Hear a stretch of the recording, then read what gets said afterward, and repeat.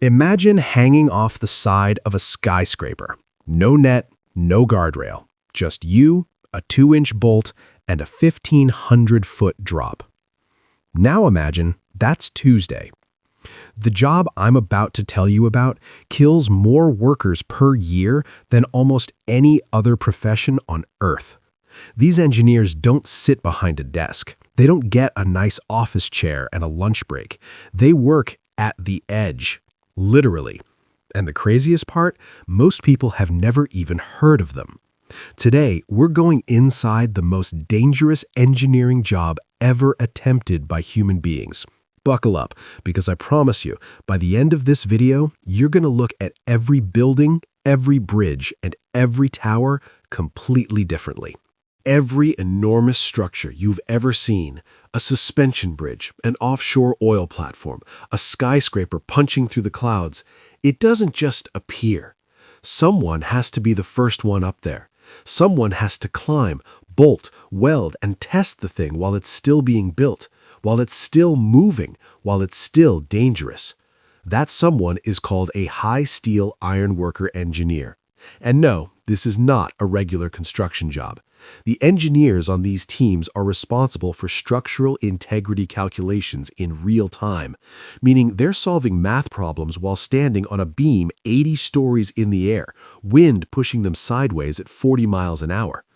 According to the Bureau of Labor Statistics, construction and extraction occupations consistently rank in the top 5 deadliest professions in the United States.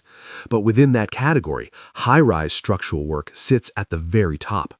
Falls, collapses, equipment failure, electrocution, the risks stack up fast. So why would anyone do this?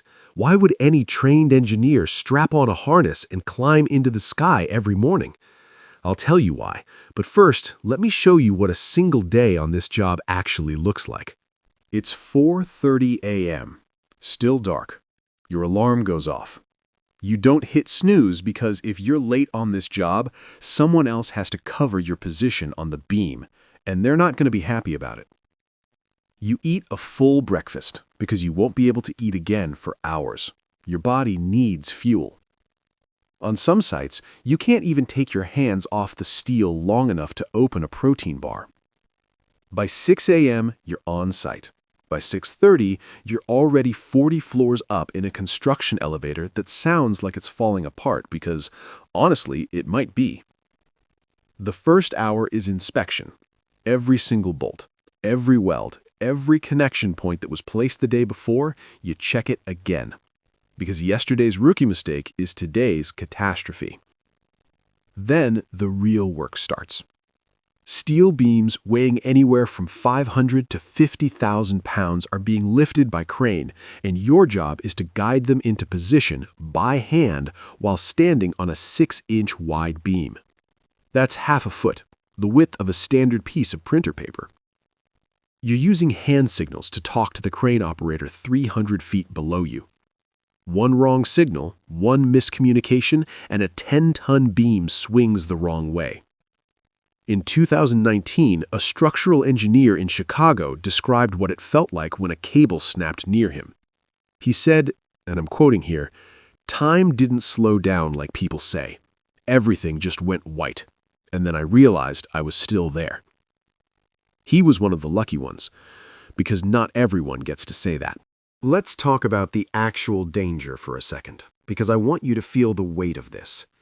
The Occupational Safety and Health Administration, OSHA, calls falls the #1 killer in construction. And in high-rise structural engineering specifically, one study found that fatal injury rates are 10 to 12 times higher than the national average for all industries combined. 10 to 12 times. Think about that. If the average job had a 1 in 10,000 chance of killing you in a given year, this job would be 1 in 900. And it's not just falls. Structural engineers at elevation face extreme weather, sudden storms, lightning, ice forming on steel within minutes, equipment failure, aging cranes, worn cables, faulty sensors, human error, not theirs necessarily, someone below them. Someone who miscalculated a load, someone who skipped a safety check. And here's the truly terrifying part. These engineers are often the last line of defense.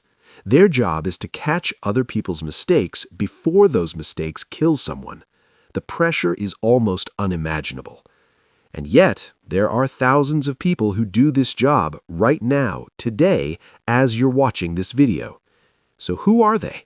And why do they keep coming back? Here's what surprises most people when they actually talk to high-steel engineering crews. They love it. Not in a reckless, adrenaline junkie way, in a deep, purposeful way.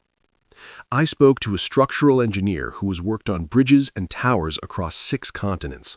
When I asked him why he does it, he didn't hesitate. He said, "Every morning I get to see something that didn't exist yesterday. I helped build that. Nobody can take that away from me." Many of these engineers come from families in the trade, father to son, mother to daughter, passing down skills that can't be learned in a classroom. Yes, they have degrees. Many are licensed professional engineers with advanced training in structural dynamics, material science, and seismic analysis. But the real education, that happens on the steel. Learning how metal behaves in cold weather versus heat. Learning how a beam vibrates when the wind catches it just right. Learning how to read a structure the way a doctor reads an X-ray, intuitively, immediately, accurately. These are people who have built the skylines you photograph on vacation. They built the bridges you cross every single morning, and most of them will never get a credit line, no plaque, no ceremony. They are the hidden engineers of the modern world.